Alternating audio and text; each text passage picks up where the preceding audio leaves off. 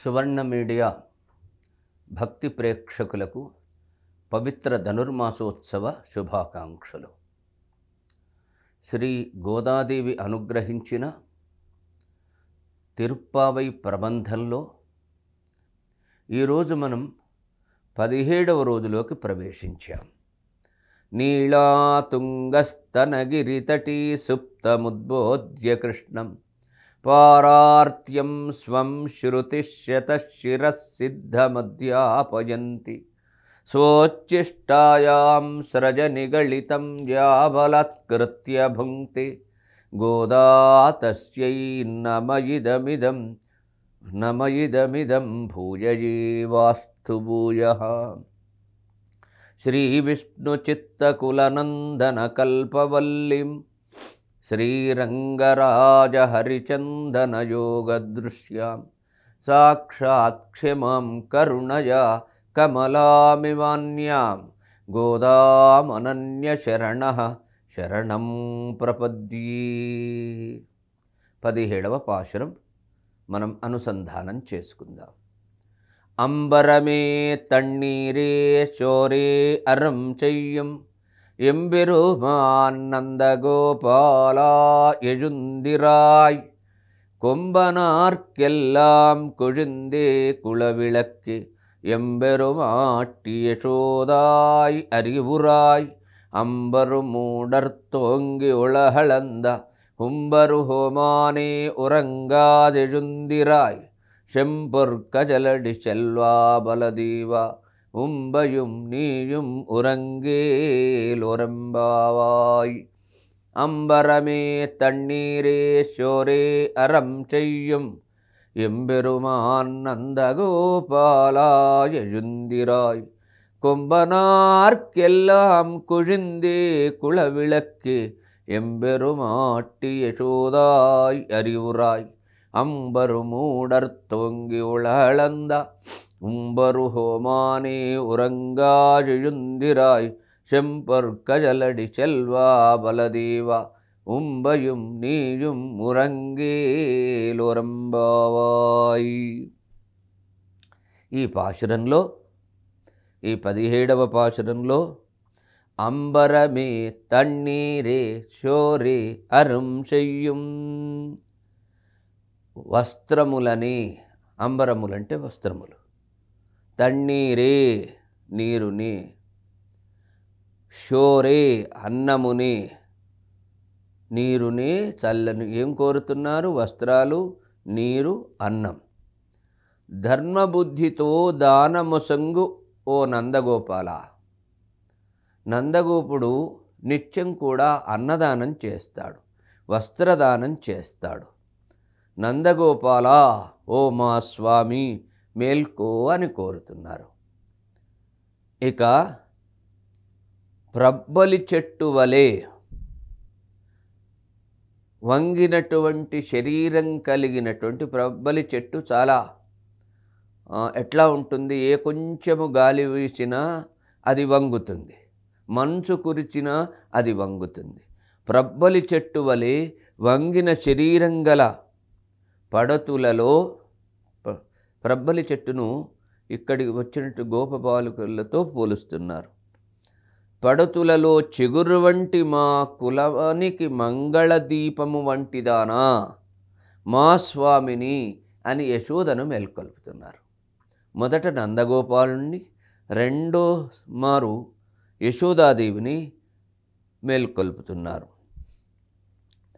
ఆకాశ మధ్యమును భేదించి పెరిగి తన పాదములతో లోకములను కొలిచిన నిత్య సూరినాయక నిద్రింపక మేలుకో అంటున్నారు.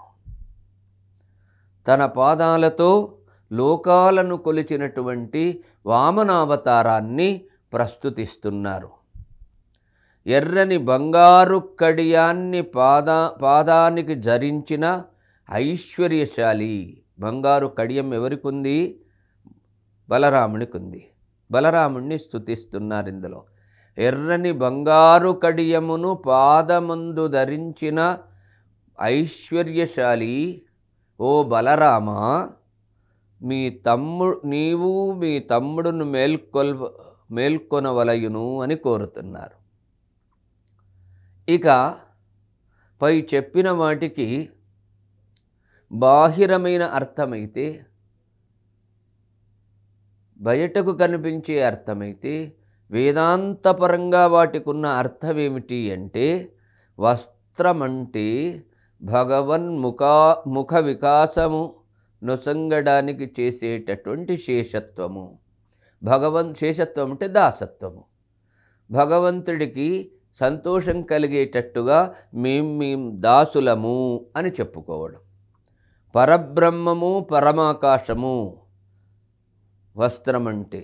నీరు అంటే ఏమిటి అంటే భోగ్యతా బుద్ధి లేకుండుట, దేని పట్ల కూడా ఇష్టం లేకుండా ఉండడం. పారతంత్ర్యం అంటే సేవ, పొందవలయున నుండి శ్రద్ధ. జలం అంటే పరమపదంలో ఉండేటటువంటి విరజా నది యొక్క జలం. అన్నం అంటే భగవంతుడికి చేసే కైంకర్యం, భగవత్ కైంకర్యము.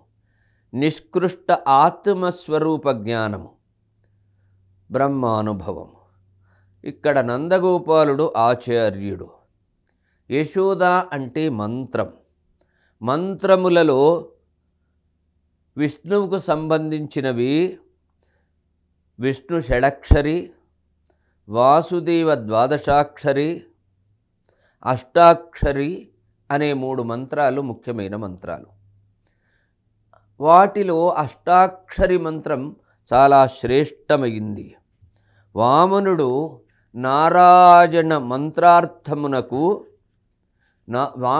నారాయణ మంత్రార్థాన్ని వివరించడానికి లోకాలన్నీ వ్యాపించాడట.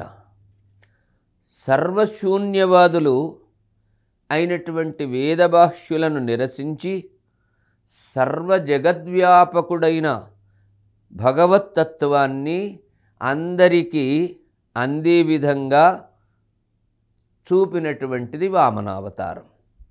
బలరాముని పాదానికి తొడిగిన కడియము భగవంతుడి యొక్క శేషత్వానికి, దాసత్వానికి ప్రతీక. కడియము గల బలరాముని పాదము భాగవత శేషత్వము, భక్తుల యొక్క దాసుడను అనే భావాన్ని చెప్పడానికి ఆ కడియాన్ని, పాదాన్ని పోలుస్తుంది అమ్మ. మళ్ళొక్కసారి 17వ పాశురాన్ని అనుసంధానం చేసుకుందాం. ఒక్కొక్క పాశురంలో ఒక్కొక్క ఉపనిషత్తు సారాంశాన్ని అందించింది. తిరుప్పావై అంటేనే వేదాలకు శిరస్సులుగా చెప్పబడుతున్నటువంటి ఉపనిషత్తుల యొక్క సారాంశాన్ని, సారభూతాన్ని గోదాదేవి లేదా ఆండాళు తల్లి ఈ 30 పాశురాలలో అనుగ్రహించింది. మళ్ళొక్కసారి మనం పాశురాన్ని అనుసంధానం చేసుకుందాం. అంబరమే తన్నీరే చోరే అరం చెయ్యం எம்பெருமானந்தகோபாலாயஜுந்திராய் கொம்பனார்க்கெல்லாம் குழிந்தே குளவிளக்கு எம்பெருமாட்டி யசோதாய் அறிவுராய் அம்பருமூடர்த்தோங்கி உளஹளந்த உம்பருகோமானே உறங்காது எஜுந்திராய் செம்பொற்கஜலடி செல்வா பலதேவா உம்பையும் நீயும் உறங்கேலோரம்பாவாய் மாத்ருஷா கிஞ்சனத்ராண பத்தகங்கணபாணயே விஷ்ணுசித்ததனூஜாயை கோதாயை நித்யமங்களம்.